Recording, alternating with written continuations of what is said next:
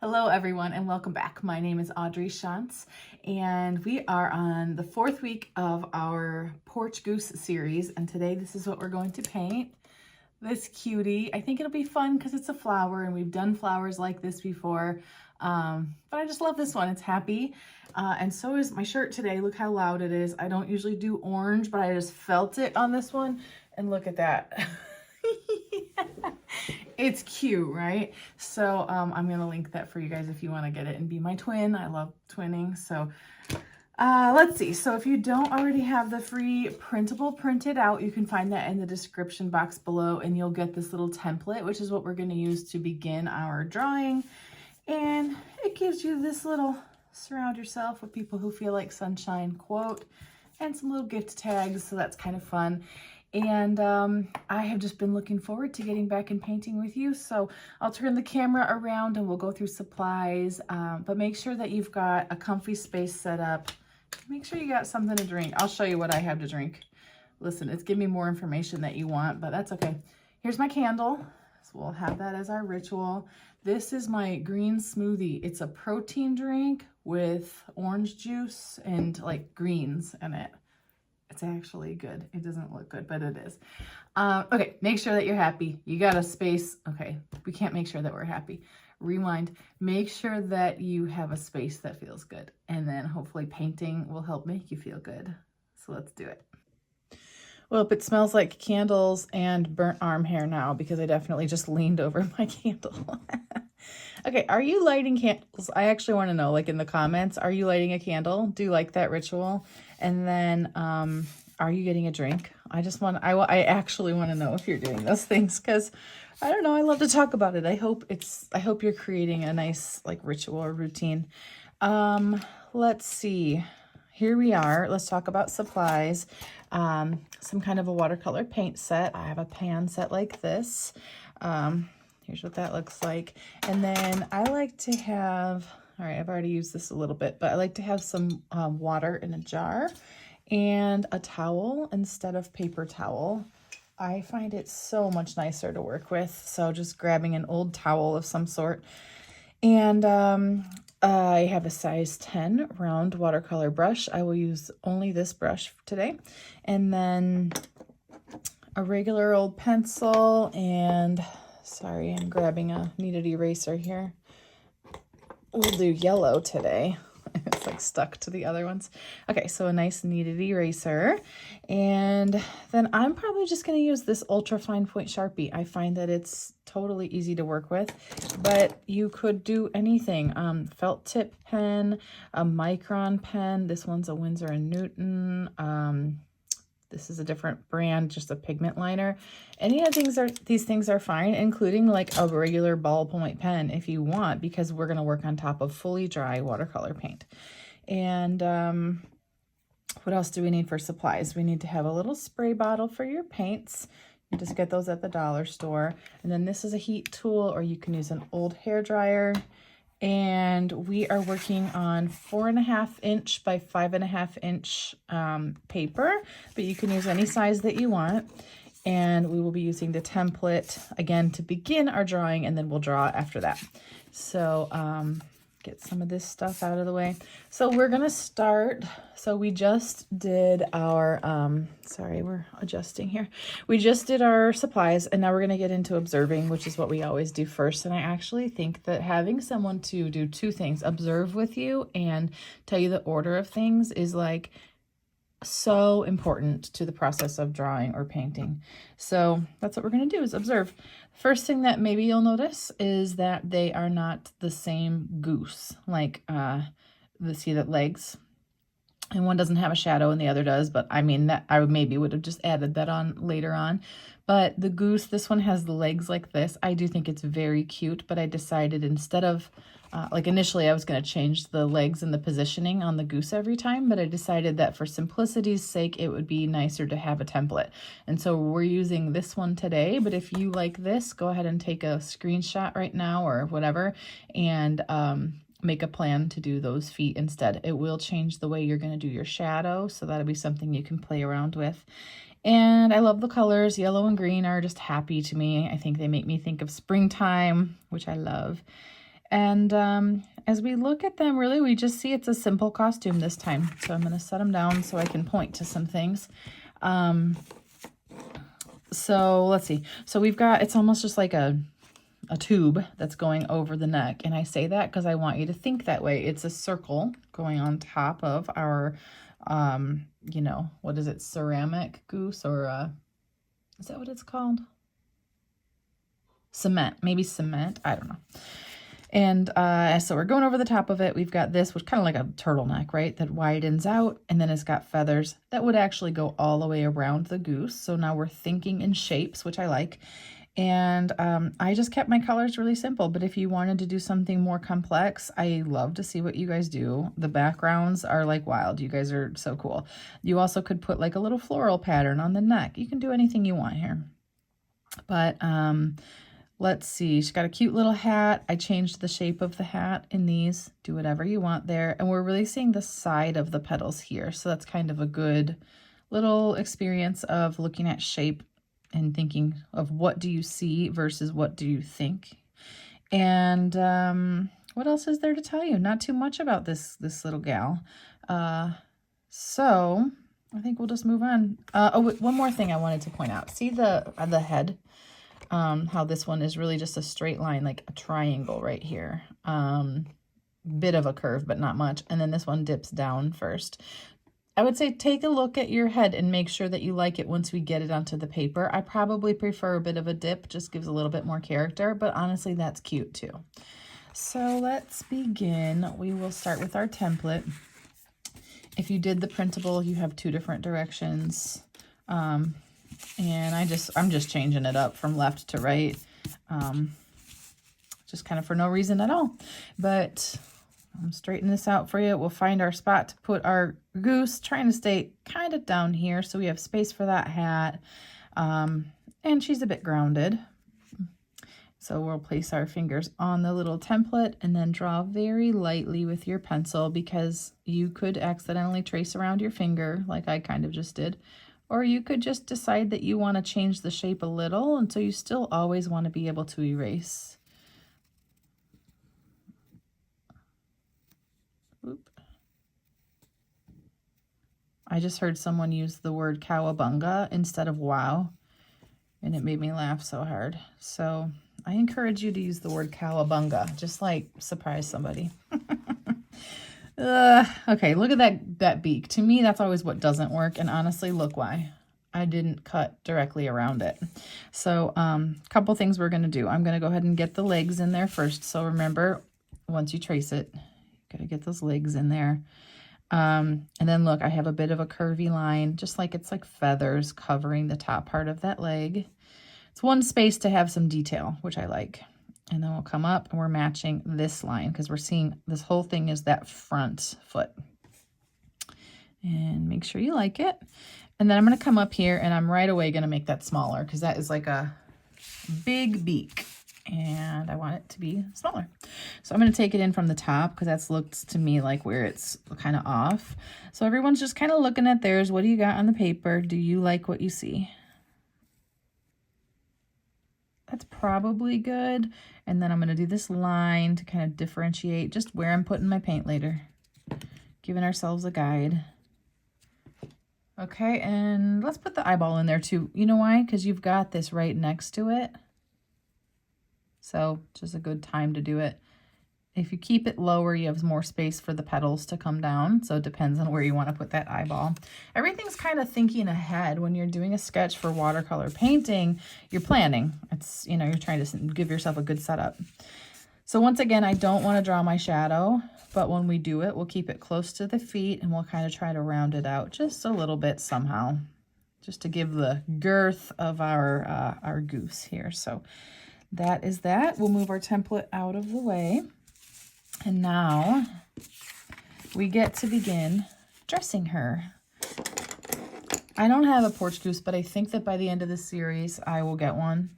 I am about to have my third child's graduation party from high school. So maybe for that, I should have one. Okay, let's decide where are we going to put the neck. So that's the first thing I want to use. And notice it dips down a little on the sides across and up. So it's like a pancake, but we can't see this top line.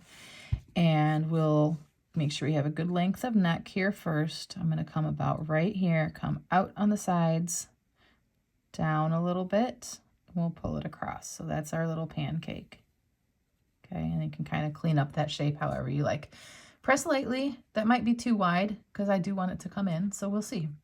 I'm going to come down. I'm going to just look at this. I'm going to eyeball a little bit, okay? I will tell you, look, it's about my finger. If I were to just lay down my pointer finger right here, it's about that much from top to bottom. Here, we can do that as just a quick, and it's going to follow that curve a little bit. And if you look at these petals, they're about double that. 1, 2, approximately, okay? We all have different size hands and everything else.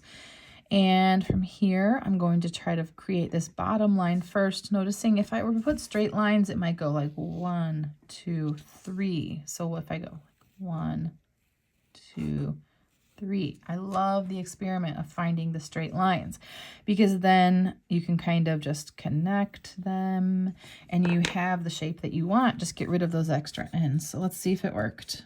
I went out a little wide just to emphasize that point.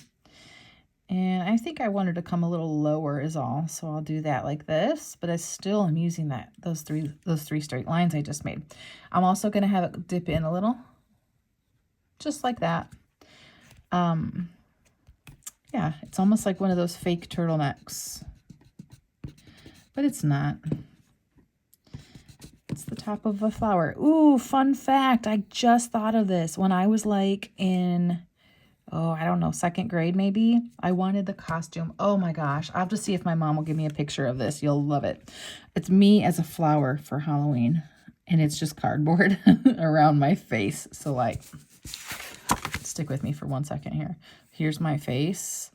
I don't know. My face is the flower. And then this. So like, here's me. Here's my arms. Oh, the tangents. I just went for a walk, so I'm in a good mood.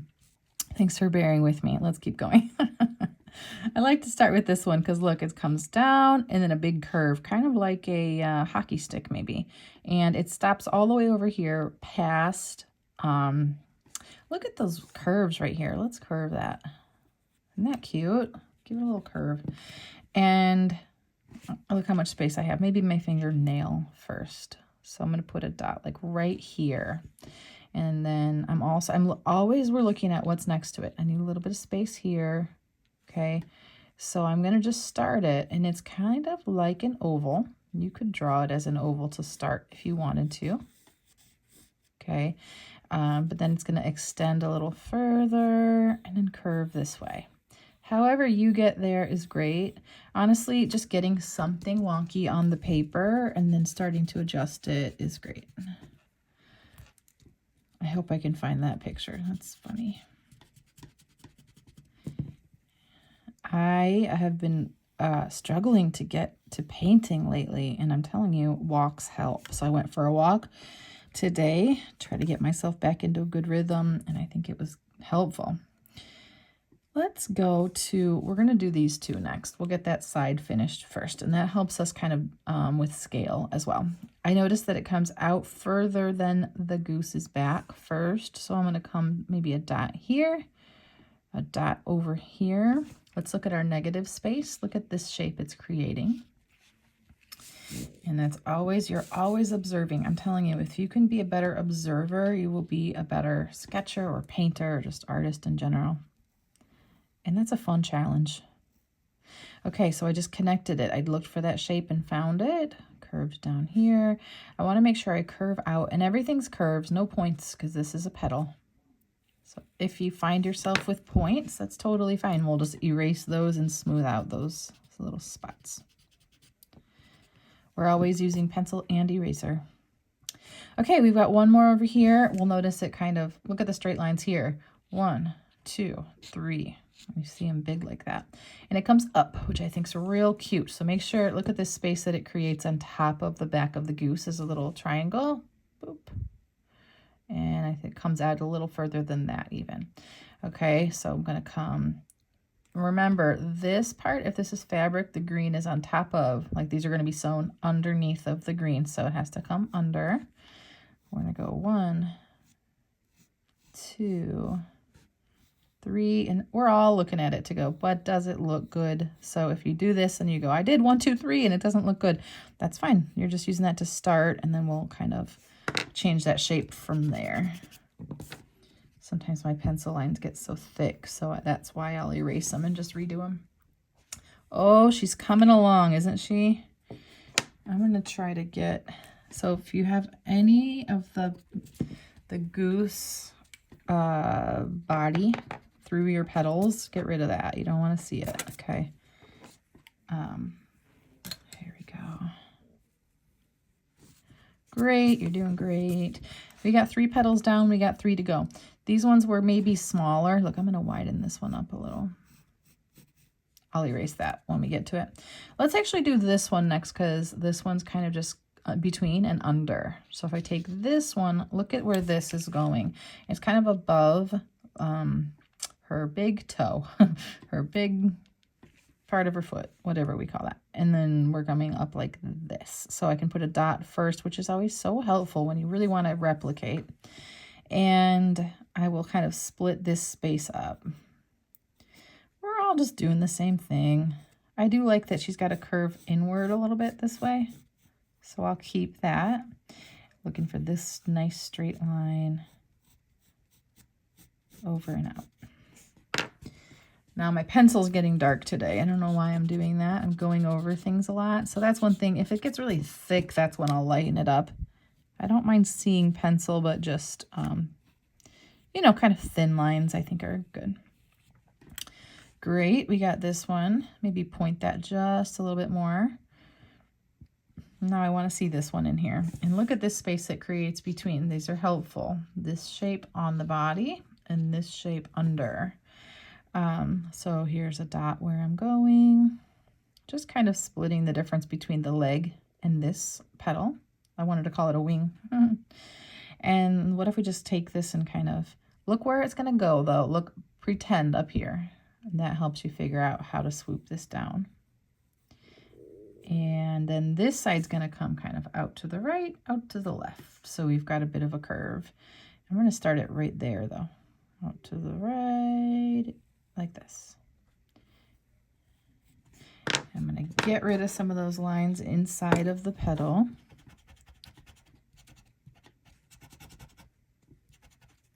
Don't want to see them later.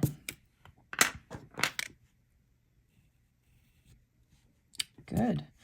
And you notice right here I brought it in because I like to make sense that they all are coming in. So if you can see the space, create that detail. Okay. Then we have one more here. Look what a big space we have between these two tips. That's like more than my thumb. And I like that. So I'm going to take it over here nice and wide. I think that gives us a really beautiful rounded out shape. If you were to follow these petals like this, look at that. It's a nice arc. Okay, so now coming out to the right and down, curving over, and I'm going to bypass my dot and come further because it didn't feel right.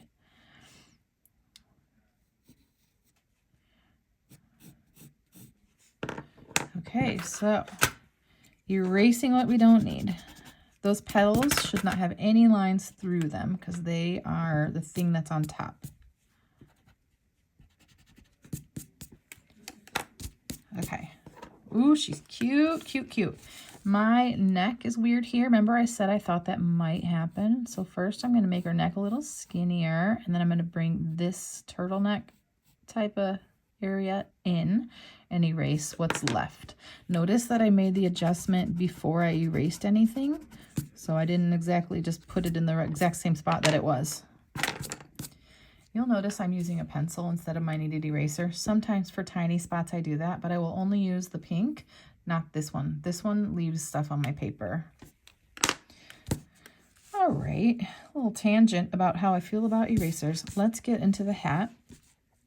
Let's just look at it for a second. It's on top of her head, but you know, a hat has to also sit on the head. So the head would kind of be here. So it has to be kind of half off, half on. And then, so if we establish this shape first, and then we'll get into the petals, just make sure you leave space for the petals above the eyeball. So we're just kind of need everything. We need eyeball, petals, hat. So press lightly because this is one you might move. I do like it being sort of this direction, kind of diagonally. And play with the shape. You can be anything you want. I'm going to start with this. And then let's start getting our petals right away. I'm actually going to use, do you notice that I'm right at the top of her head? Curve that around. Like that's going to be a petal. So I didn't have to erase that line. Another one here. So this one's kind of centered on the hat. We got a skinny one here and one that comes under.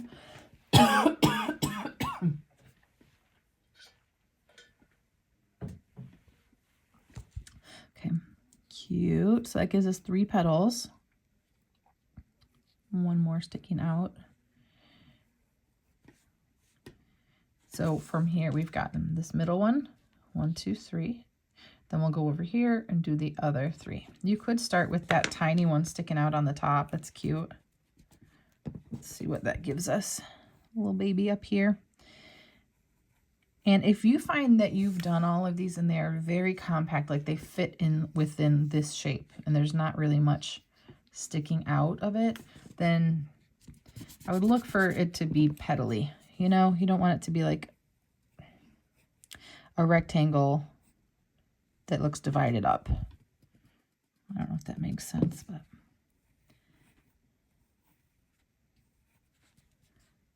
I don't know if I like this one or not. It's funny, they're all different. Every time you do it, it'll be a little slightly different.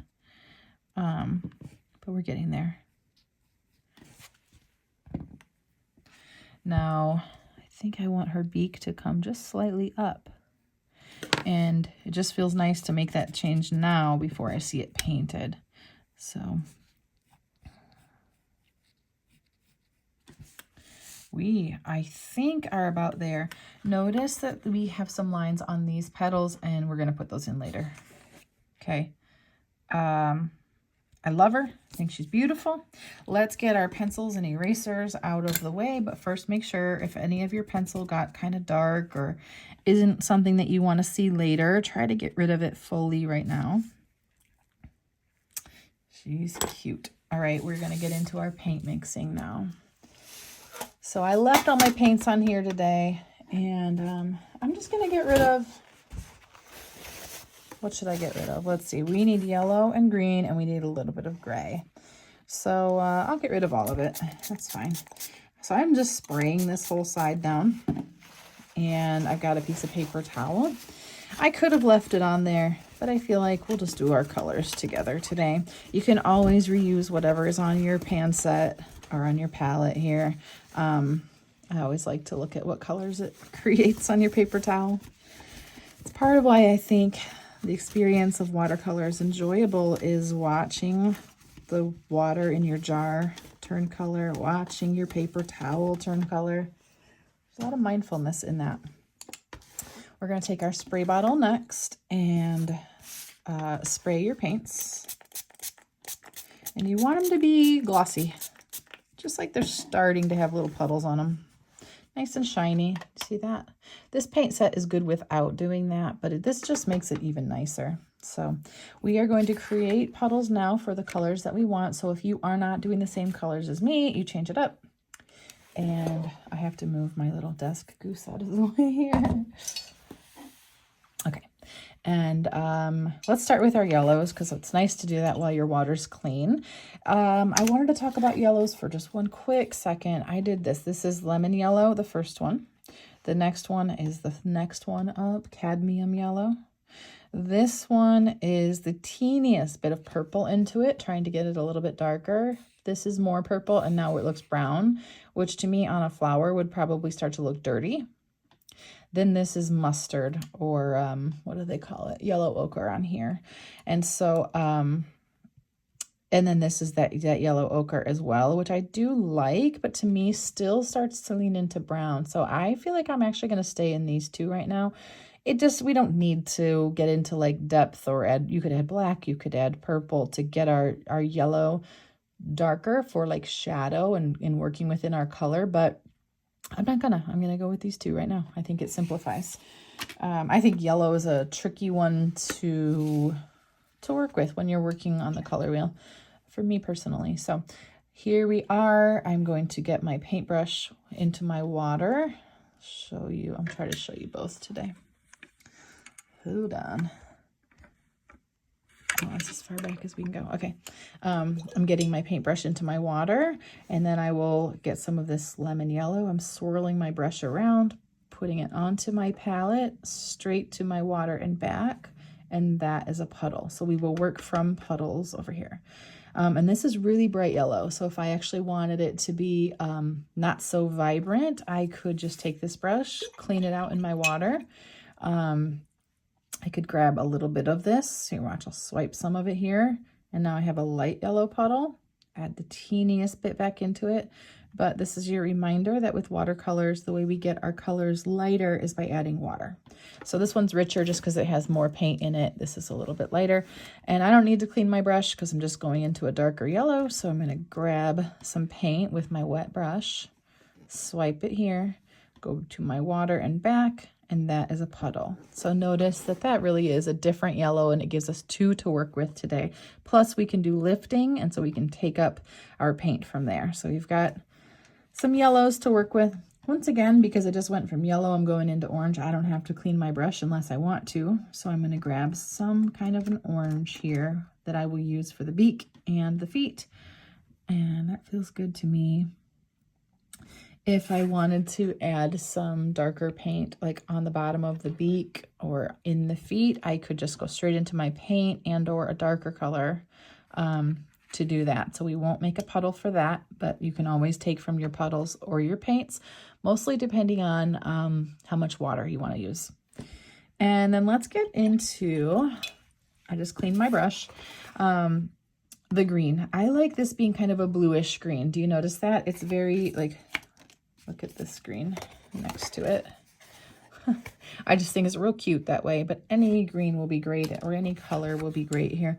So I cleaned out my brush, and I'm gonna make this color probably using a combo of green with a tiny bit of blue if you've got a different paint set than this. If you have this one, maybe a little bit of Hooker's green and a little bit of emerald green, which is the one that has more blue in it. And I'm just gonna mix them until I like them, so you do the same. I think I want just a little bit more of that blue. It's real cute. And you always can add this white in there if you want, but when you do that, it makes it a little bit more opaque. And watercolors typically are translucent, so it's just preference, but you can get, here, I'll show you. You can get like a nice creamier color. Do you see that difference? I know it's hard to see with the reflection. It's kind of fun to do. So you play, get what you like. We also need to get a little bit of gray. So I just cleaned out my brush, and look how light that gray is. It's just the littlest bit to give definition on our beautiful goose. So I'm taking my brush. It's wet. I'm going to go just like this, 2 tiny bits, and I'm adding them to this. I'm going to add water. What we want is light. Less is more. But if you see it on your paper and you can barely see it, that's when you might darken it up a bit. But very light for that one. And now our colors are mixed. How quick was that? How quick was that reminds me of Ina Garten saying, how easy was that? And her audiobook, her memoir is so good. I just listened to the whole thing and I loved it. Okay, you're getting a lot of extra random information from me today. Let's start with the gray. I always like to just kind of get that one on there. So I cleaned out my brush. I touched it to my towel, and now I'm going into that light gray. And I'm just going to come right alongside the front of the neck, maybe a little under the hat, just wherever you think there might be a little bit of a shadow. Some of you, I can barely see your shadow like this, so you might darken it up just a hair from what you're used to. And I'm going to get some underneath of these petals too. You can do this any way you want. Just if the petals were shading the body, what would you get? You also could add a little bit of definition for like feathers, but I just think, you know, less is more. Just go real light on that. I'm even going to clean out my brush, and no, I'll leave that one. That's fine. And you can soften the edges of your shadows always by cleaning your brush, wiping it on your towel, and now you have a damp brush, and that will always soften your edges. These are the kind of things that help you do anything you want to do in watercolor. Okay, I don't know if you have wet paint touching your beak. If you do, you're going to want to dry it first. Otherwise, your orange will flow into your gray. But mine seems pretty good. So I'm even going to look. I'm going to go like that. So now I'm going to get into my orange. And I need very little water. So I just dipped the tip of my brush into my water. And then I'll go here. And I will just fill in those feet. My color's a little light, so I just darkened it a bit, and I'll keep working. First, I'm going to treat it as one shape. Just do the whole thing. Same thing with that beak, and even though my pencil line is a little lower, I actually brought my paint over it today, and that's fine with me. We're never looking for perfection, or you will take the fun away. Somebody needed to hear that today. Okay, now this is not very wet. It's wet though. So I want to take my brush and go right into more orange paint, maybe the teeniest bit of a darker orange. And with that, very, very little, I did not add any water. I'm going to go in and add just a little bit of orange coloring, like along, and this is already too much, so I'll have to soften it up, but along like the side of the feet, maybe this back leg. You're going to see me lighten all of this up in just a minute though, and I can do that because I'm working somewhat quickly. So I cleaned my brush and dried it. And same thing we just said basically is with that damp brush, you can do a lot. So I just took that damp brush and I'm actually going to leave it like this. It's a little bit bold, isn't it? But I want to see what happens, so I'm going with it. And then that damp brush here again to soften up that kind of transition between the orange and the darker orange. Ooh, she's cute.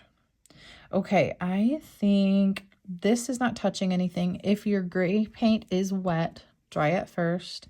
And we're going to go into our green. We're going to get the green first. I think it will help us because it's kind of a darker color, like in our values. I think it's going to help us know how to like our yellow, if that makes any sense at all. So make sure you're not working next to wet paint. If I hold mine up, I cannot see the light reflecting on my gray at all. So I think I'm safe. Always to be the safest, you just dry it. And then I will take this paint. Okay, so I cleaned my brush and dried it. I put about the first third of my brush into this paint. And that would be kind of like just working with a smaller brush. But I don't want to always have to have a bunch of brushes with me. So here we are. I am painting this whole neck. And notice I used the tip of my brush along the edges and kind of leaned into the belly of my brush to get this whole area filled in. It's got a little more water than I want though. So I'm going to take this brush. I'm just going to touch it to my towel and come back. That's all I did. And I lifted. I just touched my brush to that excess paint, lifted it right up. So now it seems like more uniform. From here, I want to go right into, I'm taking right from my paints that I created that puddle with. I want to add just a little bit of darkness around the edges, specifically on the sides of the neck right there, just because that kind of would be going behind the neck. And a little bit over here. Let's get this side a little bit darker, I think. Okay, all of my colors feel a little extreme today. That's what happens when you're in a good mood sometimes. Look, I'm just gonna do the whole thing darker, so that way we can lift. So just ignore me, and then now don't ignore me. Make the whole thing a little darker, and we'll clean our brush and dry it, and we'll lift to get those highlights out, and that way you didn't even have to start with two colors. Better, huh? So I'll quickly show you this as our paint is drying. Look at, we've got one coming this way and a little bit around, and then more down here. So let's go pressing and lifting, pressing and lifting. I'm going to clean my brush, dry it on my towel real good, and I'm going to come back. I want it to go around that collar and down. Now, the wetter your paint is, the harder this is. You might need to let it dry just a little. The drier yours is, this will look a little more like extreme. You'll just see the lines a little more. And if you don't like it, do it again. Do another goose. It's fun to sit and paint, you know? And I don't know, I'm just playing with it a little bit to see where do I want that line to be. I'm going to show you these again. And see that? It's just something on the left-hand side and something that goes circular a bit. If you think about it like that, I think you'll be good. And just it gives us dimension. It's so cool how it does that. we're gonna take the paint that we initially started with and do this hat, and we'll just put some sort of a small highlight on there to give us sort of two colors. And the highlight would be on the left side because this one's more on the left side. So I painted, I'm cleaning my brush and drying it. If it feels out of control, you have too much water. And if it's just like drying while you work, you need a little bit more water. So whenever you're adding more water, add it in little increments, okay? I think that's good. Yeah, I think that's good. I like it. But now we want to work with yellow, which is right next to it. So let's all of us either let it sit and dry or give it a dry. If your paper has curved at all, you can gently roll it backwards to get it kind of straightened out. It just does that because it had to absorb so much water. And now we can get into the yellow, which I think is really fun. So as always, when we're doing something like this and you want to focus on dimension within a shape, you can either treat the whole thing as one shape, and while that paint is wet, lift out your highlights everywhere all at once. Or you can work on them one by one. So maybe you would paint this one, and then as they'll be wet, and then we will press and lift out our highlights from just those. They're not touching each other. And then you could either let them dry or dry them yourself. And then you can work on more. So you can always divide it up into smaller spaces so you have more time and more control on each space, or you can treat them as one thing. If I was at home painting by myself, I would probably just paint them all at once. And then from there, I would add some darker. So that's like, for example, this one is like the lemon yellow. I would add some of that darker yellow into the bottom, and then I would lift. So it's always that whole combination. So, but for today, I say let's divide it up. We've got 6 of these. We'll do 2 at a time. So I will clean my brush out. I'm gonna get it into my lemon yellow paint. Make sure you like it because this is the main color you're going to see onto your petals. So if you start and you don't like it, adjust and come back, okay? And we will do this one first because it's feels like the main petal to me. So I am filling in this whole thing quite efficiently. The tip of your brush runs along the edge, but you also press into the belly. None of this teeny tiny work because it'll dry before we're done. That's wet, so I need to keep moving. I will do this one next. So I'm just taking that same paint, filling in that whole thing. First, if your water's out of control, you need to adjust that. So if you have any puddling or pooling, like I kind of do right here, I need to grab a little bit of that first. Okay, then we'll take this brush. We're not adding water. We're going right into either your puddle or the paint, depending on how watery things are. We'll add this darker color, I'd say along this bottom side, wherever you want it, okay? Maybe this is the bottom. Maybe you just do both sides. You're just playing with it, but the main part would be the lightest, okay? So like the top, like the center would be the lightest.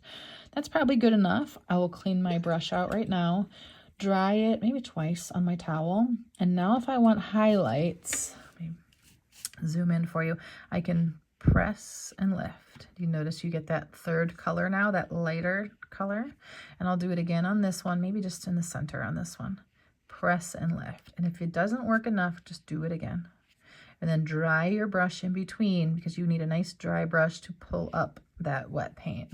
Isn't that so beautiful? So right there we have depth, we have dimension, we have like 3 different yellows going on.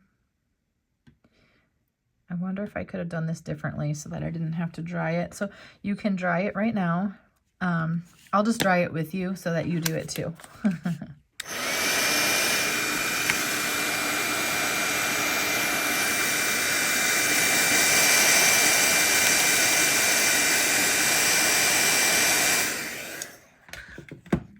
It kind of pulled my paint, like it kind of drips down here, so I'm going to just use that damp brush to kind of try to grab it up, even though it's dry. I'm not having much luck, but a little bit. Honestly, we don't need perfection, so I'm leaving it. Okay, I'm going to do the next one. I need to refresh my puddle, so I just made sure that that puddle still had that lemon paint and some water, so we're working from a puddle, not dried up paint. And then I will go in and I will do 2 more. Same thing, using that medium color, so like that lemon, the lighter color of your 2. 1, and I'll do this one over here. Okay, I will make sure I don't have any puddling or pooling. So if I need to touch my brush to my towel, grab some of that up, great. I cleaned my brush and dried it. I'm going to get a little bit of paint and a little bit of puddle for this one, okay? Same thing, finding somewhere where there might be shadow. Doesn't matter too much where. But thinking that main part's going to hit the sunlight a little bit more than maybe the bottom or something like that. You're just guessing. We're making it up. And I love that. So now quickly still, I'll clean my brush and dry it because we have wet paint waiting on us. And I will press and lift right on that top part. Press and lift. And this is why I like a nice bigger brush. I would say most watercolor artists, at least that you'll see giving tutorials and such, a lot of us really like this somewhat size brush and do a lot of work with that same size. I have now painted it, added my darker color, done my highlights, so I'm going to quick dry it.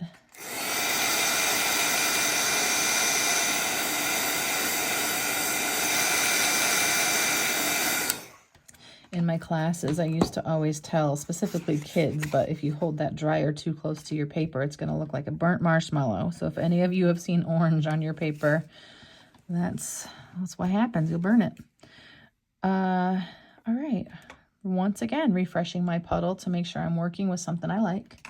And then I'm going to get in here. Same thing. You know the drill by now. We're actually quite far into our painting right now, aren't we?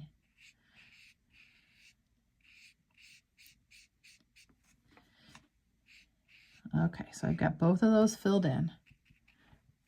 I will look for puddling or pooling. I cleaned my brush and dried it.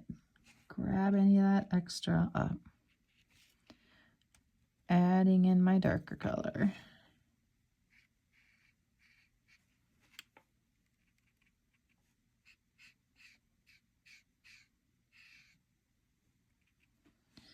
If you read that Ina Garten memoir, I think it's called like wait for the luck to happen or something.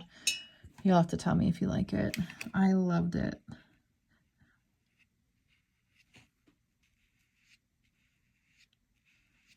Now isn't this turning out so beautiful?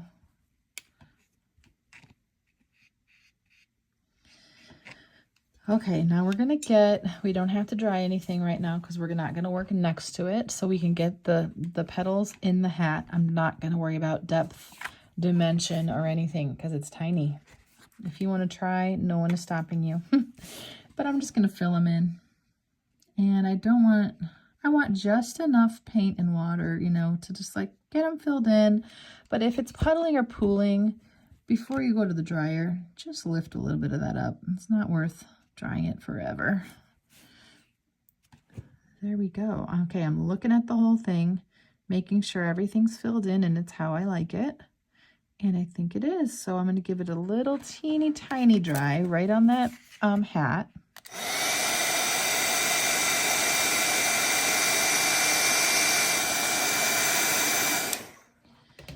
And, oh, I know, our shadow. Somebody was shouting at me.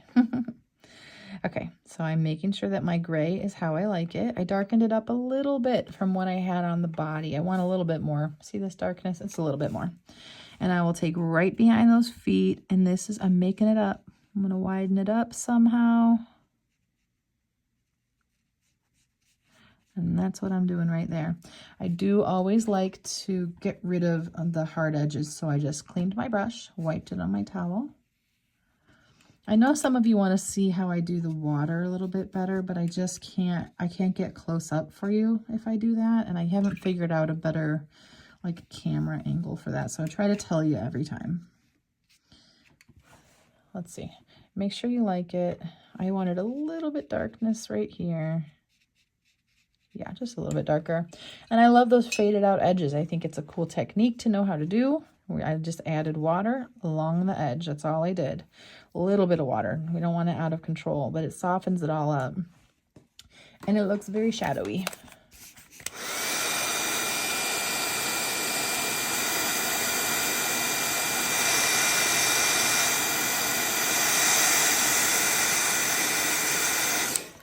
We never want to leave anything wet before you get to your ink, because what happens is your ink will bleed. It'll be fuzzy, and that will annoy you. Like, I just trust that that will annoy you. All right, we are to the point. We will take whatever ink you're going to use. This will be fully dry, okay? And then we are going to go right over our pencil marks.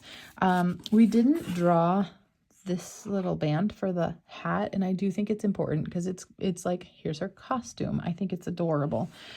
So you can do that either now with your pencil first so that you have the ability to make sure you like it. Here, we'll do it together.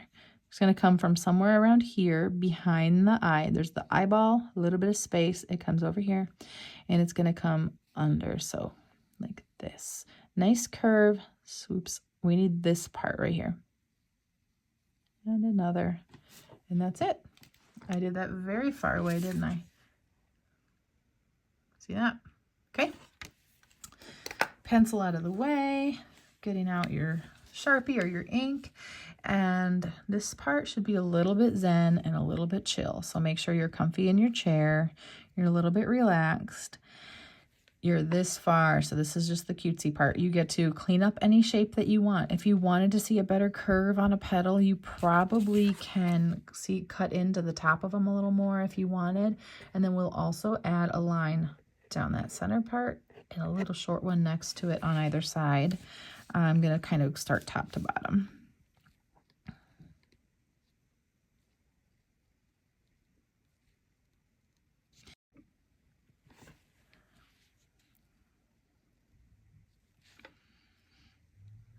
If you wanted to sort of make them almost a tiny bit larger, the ink is thicker than my pencil, so you can probably err on the, outside of your pencil sometimes.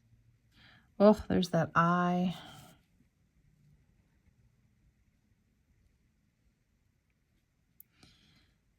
And really, this is what you're going to see the most. It will draw your attention to this, and this is where you have the most control because it's a fine point, and we're all probably more used to writing than we are painting. So this is the part where you get to have control. So don't just mindlessly go over your pencil. Think if you want to change it a little. I just came down the tiniest bit, and I like how that changed my shape. So yeah, this is the cleaning it up part, and the part where you can slightly change it. Don't do as much as I just did, because look. But a little bit is good. Give it a little bit character,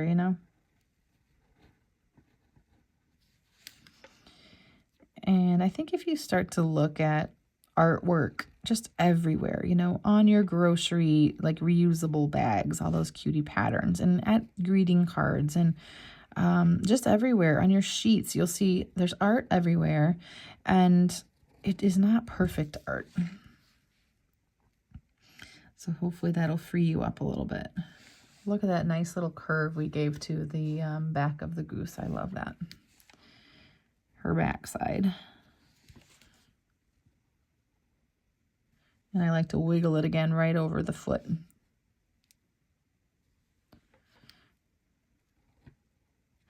The legs here, sometimes you can kind of just do that soft inward curve, and I think that helps with shape as well.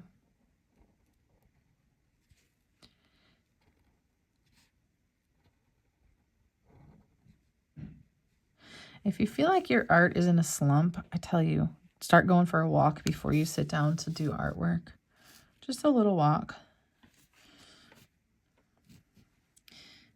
All right, so in the petals, we've talked about this before with leaves and petals and things like that. If you can find the center, it would be tip to tip is where that center line would be. And you can create the curve, though, any way you want. So if I went like this and gave it one of those, and notice I sort of flicked it, so it was lighter at the end, thicker at the beginning. And then I'm going to split the difference on the sides of that.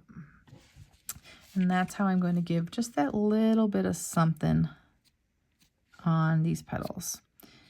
I like a curve better than a straight line, so see that straight line? Curve's probably a little nicer. And maybe follow the direction that you're going.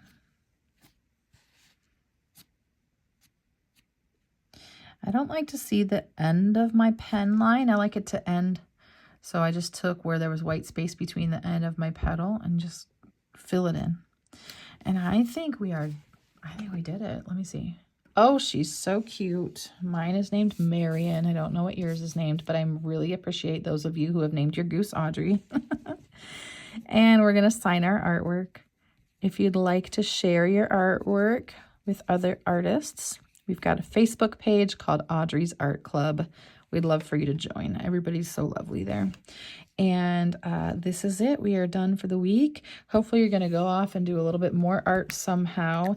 And we will join each other again next week for another one of our Spring Porch Goose series. You guys are so fun. I'm so happy to draw and paint with you. Have a great week. I'll see you next time.